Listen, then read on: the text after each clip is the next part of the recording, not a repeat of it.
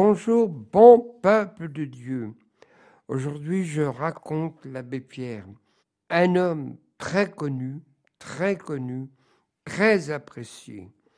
On connaît quelques fragments de sa vie, surtout le fameux hiver 54. Mais il est né en 1912 à Lyon. Famille aisée, famille très chrétienne. Et quand on dit l'abbé Pierre, c'est un nom emprunté, son nom réel, Henri Crouès. Et comme tous les enfants, bien éduqués, on peut raconter une anecdote qui nous paraîtrait complètement ridicule. Il n'ira pas chez les voisins, manger des gâteaux. Il a volé un pot de confiture. Et en plus, il a laissé un de ses frères se faire accuser alors qu'il est innocent. Il restera ici. Bon, ben ça commence bien. Et quand les frères et sœurs reviennent, oh, tu sais Henri, c'est régalé. Oh, mais ça m'est égal. Mais ne restons pas sur sa naissance, mais on apprenait une éducation virile.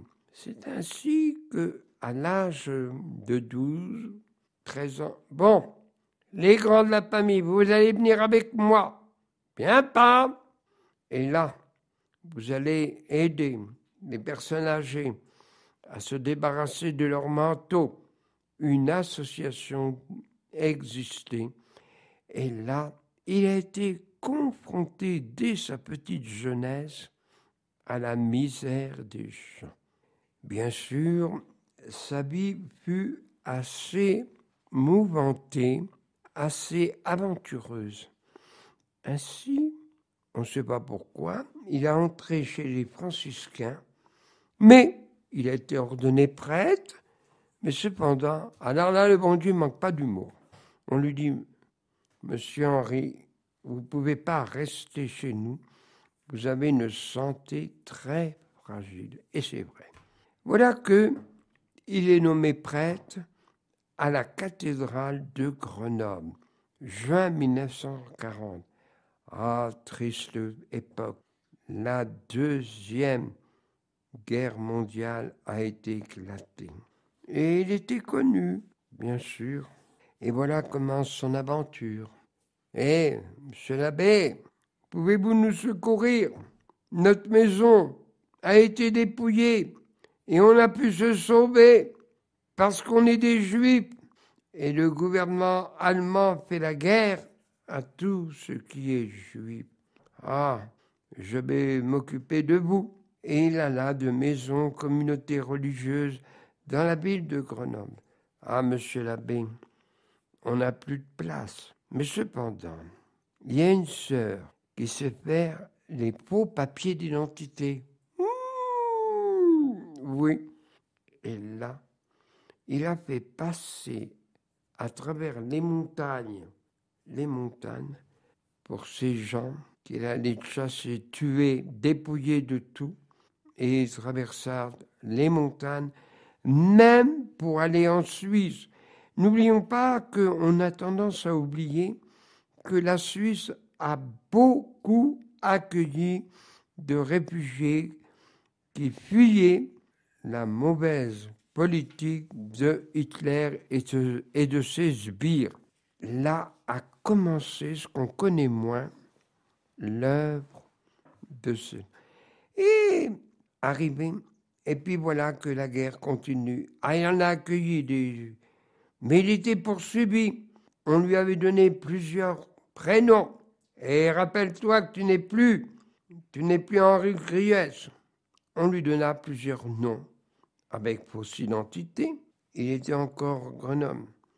Il y avait le travail obligatoire qu'on appelait à l'époque STO. Et beaucoup de jeunes gens ne voulaient pas y aller. Je les comprends. Mais, monsieur l'abbé, si on est embauché, si on est pris obligatoire, on prend encore des armes pour tuer nos compagnons français. Écoutez, laissez-moi réfléchir et vous me direz la proposition si vous vous engagez au travail obligatoire en Allemagne ou si vous voulez rester chez lui, et puis vous viendrez me voir à la cathédrale de Grenoble. Et ils viennent. Mon père, non, on va aller habiter les montagnes. Pouvez-vous nous conduire? Eh bien, c'est Henri Gruyès connaissait bien la montagne. Il y a eu des maquis fondés, les Chartreuses, le Vercors, et il était toujours à les accompagner. Ça, c'est un côté qu'on connaît moins de Henri Gruyès. Mais pourquoi l'appelle-t-on l'abbé Pierre? Avec les fausses d'identité qu'il faisait, il avait un prénom Pierre. Eh bien, écoute, je prends ce nom, l'abbé Pierre. Et même, il fonda clandestinement des 500 journaux. À l'époque, c'était énorme, énorme. Et quand les jeunes gens du maquis disaient « Ah, nous voilà encouragés !» Et aussi, il a beaucoup, au risque de sa vie,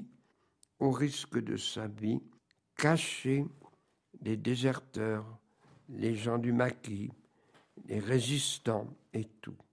Service du travail obligatoire. Alors je répète, le service de presse qu'il a fait, et il signait Pierre, d'où vient le nom que tout le monde connaît, l'abbé Pierre. Mais il était poursuivi. Ah, monsieur l'abbé, vous avez bien les papiers remplis, mais je me renseignerai, je téléphonerai à Paris. Ouh, ça souffle le feu. Vite, il faut que je m'en aille. Allez, monsieur l'abbé, je vous donne mon vélo, débrouillez-vous. Et il est arrivé en Espagne.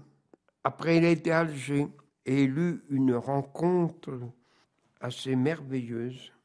Il rencontra le chef des résistants français en la personne de De Gaulle. Et il lui dit, monsieur l'abbé Pierre, je vous félicite de tout ce que vous avez fait et que vous ferez pour les résistants. Monsieur, mon général, je ne fais pour que Dieu. Et la petite histoire, on ne connaît pas bien la vie de De Gaulle, mais il avait 4 frères. Et il y en a un, ses frères qui étaient tout paralysés, et l'abbé Pierre le mena sur son dos pour être non pris prisonnier par les Allemands. Ah, l'histoire, bon peuple de Dieu, quand nous serons au ciel, c'est tous notre désir, que de choses nous aurons à nous raconter, et on dira, Martin, tais-toi, on est là, on sait ce qu'on a vécu. Et pendant tout ce temps de la guerre, il a beaucoup secouru des maisons, des gens, des familles, surtout des Juifs. Mais il n'y avait pas que lui, mais restons sur l'abbé Pierre. Et voilà qu'en 1947, et les gens, la guerre était venue, avaient épuisé les caisses, et les malheureux, alors il y en avait de plus en plus. Et voilà que, monsieur l'abbé, vous devriez vous présenter comme député. Oh, mais il n'y a que des magouilles, c'est un mot qu'on connaît. Oui, mais vous changeriez de ton. Et il s'est présenté député Meurthe-et-Moselle. Et là, un jour, on lui propose une maison assez bourgeoise, comme dit. Monsieur l'abbé, voilà une maison. Oh, le toit tient bon, mais tout le reste, c'est à faire. À Neuilly-Plaisance. Ah. Et puis, petit à petit, les gens se sait par téléphone, mais surtout de bouche à oreille. Eh, monsieur l'abbé, vous travaillez? Ben oui, il faut bien travailler, réparer la maison. Eh bien, si vous voulez, je me propose. Et l'affaire, il ne savait plus où abriter tous ces gens. Pourtant, c'était une maison assez grande. Il accueille jeunes gens. Cependant, dans toutes ces merveilles, il va voir un assassin qui avait tué père. Et il a eu 20 ans de prison. Et là, il va dire, ah, monsieur le curé, ça suffit. Ça suffit, monsieur le curé. Et pas me perdre de morale. Je me suiciderai. Et si je réussis pas, je recommencerai. Écoute, il n'y a pas de perte de morale. Je viens te demander de nous aider à accueillir les malheureux. Oh, monsieur l'abbé, vous me donnez une raison de vivre. Et son œuvre commençait. Mais la plus connue, c'est au fameux hiver 54. En effet, cet hiver était d'un froid, mais froid. Et on lui demanda, vous voyez, je vous fais remarquer, comme vous l'avez observé vous-même, je vous fais remarquer que ce début de formation, de s'occuper des Juifs à travers les montagnes, il a galopé celui-là. Et je lis, un jour à la radio Luxembourg, comme on disait, mes amis, au secours, une femme vient de mourir gelée cette nuit à 3 heures sur le trottoir du boulevard Sébastopol, serrant sur elle le papier par lequel, avant-hier, on l'avait expulsée. Chaque nuit, ils sont plus de 2000 recroquevillés sous le gel, sans toit, sans pain, plus d'un presque nu. Devant l'horreur, des cités d'urgence. Ce n'est même plus assez urgent. Écoutez-moi, en 3 heures, 2 premiers centres de dépannage viennent de se créer. L'un sous la tente au pied du Panthéon, rue de la Montagne Sainte-Geneviève. L'autre à Courbevoie, il regorge déjà. Il faut courir partout, en ouvrir partout. Il faut que ce soir même, dans toutes les villes de France, dans chaque quartier de Paris, des pancartes s'accrochent sous une lumière dans la nuit à la porte des lieux où il y a des couvertures, paille, soupe et où qu'on lise sous ce titre Centre fraternel de dépannage, ces simples mots. Toi qui souffres, qui que tu sois, entre, dors, mange, reprends espoir, ici on t'aime. J'ai voulu lire ce message parce que c'est la clé du message. Et c'est là où on dit les Français sont ceci individualistes. Oh, laissez-nous courir. Il a suscité l'ouverture des cœurs. Et dans un fameux hôtel, un matin de janvier 1950, famille expulsée, construction d'une maison plus grande. Et voilà qu'il fit, vous les anciens, vous connaissez bien, il alla à Radio Luxembourg, on ne disait pas RTL à l'époque. Zapimax, il se présenta, si vous voulez, quitte au double. Ah, ben si vous voulez, monsieur l'abbé. Et il fut interrogé pour tous les hommes politiques, historiques et tout. Est-ce que vous continuez, monsieur l'abbé? Vous savez le règlement. Si vous ne pouvez répondre à une question, vous perdez tout. Et il ne continua pas, mais il fit un appel. Radio Luxembourg, à l'époque, était très écoutée comme aujourd'hui. On regarde la télé. Ah, mon âme, surtout, je ne voudrais pas louper les informations. Il y a le sport et tout. Bon, dépêche-toi de me faire choper. Et prends. Bon. Et là, il fit, après avoir été interrogé, il dit non, je ne continue pas. Mais il avait beaucoup récolté d'argent. Et il évoqua, un enfant est mort cette nuit. Un enfant est mort, car il était dans une tente et les parents sont venus me voir. L'enfant est mort. Même le ministre de l'époque se dérangeait. Et il a vu, ça me plaît, il a vu toute cette misère. Au lieu de gratouiller les papiers, il est bien. Et aussi, il en a vu. Une femme vient de mourir, gelée cette nuit. Boulevard Sébastopol, serrant contre elle une lettre d'expulsion. Mais on ne peut pas ici imaginer les générosités des gens. Il a réveillé les cœurs et les gens à un hôtel, je ne sais pas s'il existe encore, hôtel Rochester, 92 rue de la Boétie, Montagne Sainte-Geneviève. Et avec ces sommes, il a récolté 1 milliard. On est époustouflé.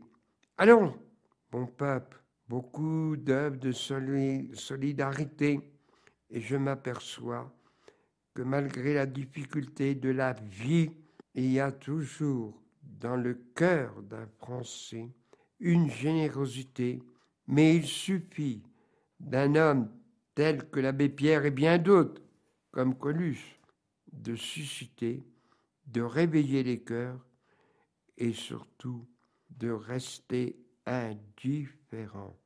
Et l'abbé Pierre, bien sûr, les Emmaüs se sont développés. Et il rencontre des clochards, bon, comme on dit aujourd'hui, des frères de la rue. « Eh, monsieur l'abbé, je vais vous proposer une chose. Nous, les bipins, on récolte des choses dans les poubelles, on récupère et on le revend, et tout. Et pourquoi vous n'y faites pas ?» Bonne idée. Et il nous souvient qu'à la ville de Caen, il y avait qui existe toujours, Carpiquet, un aérome militaire. Et là, les gens donnaient les papiers, on récupérait tout et ça pu se vendre. Les remblais. Oh, maintenant, les remblais, c'est fermé. Avant, on appelait ça la Banque populaire. Mais maintenant, c'est interdit de rentrer. Oh là là là là. Là, c'est Martin qui discuta. Mais on peut vous raconter des anecdotes. Mais les remblais ont récupéré de tout. Les plans. « Eh, monsieur l'abbé, j'ai trouvé une cuillère d'argent !»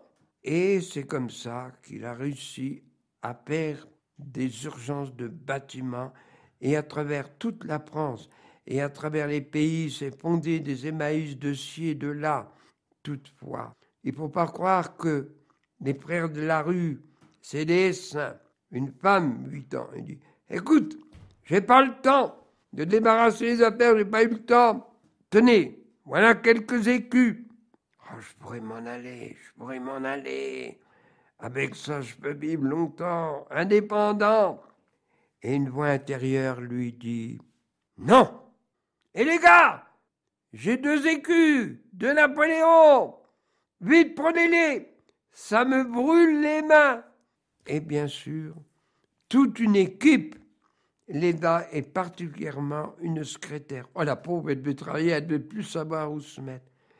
Et bien sûr, il a été dans beaucoup de pays, ne serait-ce que l'Amérique du Sud. Et là, il y a eu un incendie terrible. Les gens se jetaient à l'eau, et lui-même aussi. Et les marins reprenaient les rescapés, les demi-morts. « Eh, je suis là. Regarde, récupère-le, il est mort. Allez, pose-le quelque part. » Mais il respire, il est vivant. Eh bien, c'était l'abbé Pierre. Alors l'abbé Pierre s'est retiré et il allait souvent prier au monastère Saint-Vendry pour reprendre de la force et que Dieu lui donna. Et il a été inhumé à Notre-Dame de Paris. Et beaucoup de monde y était.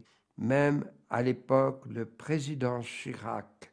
Et ça ne se fait pas, mais les pauvres, ils ne regardent pas ça.